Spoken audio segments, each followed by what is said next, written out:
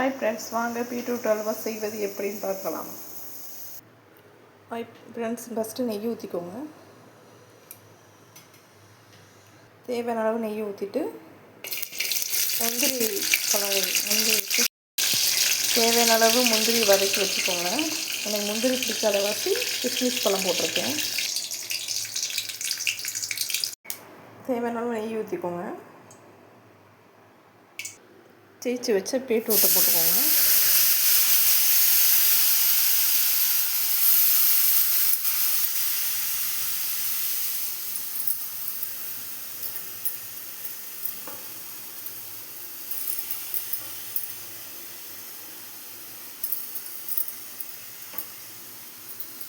நல்லா கிண்டி விட்டுக்கோங்க.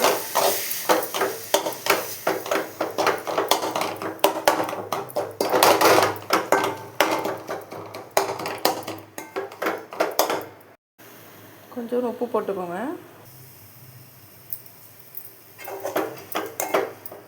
கொஞ்சம் தண்ணி,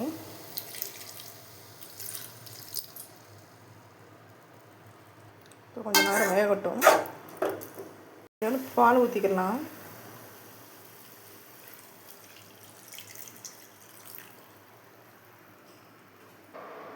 பால் ஊற்றி நல்லா கொதிச்சுக்கிட்டு இருக்கு. கொஞ்சம் சீனி ஆட் பண்ணிக்கலாம்.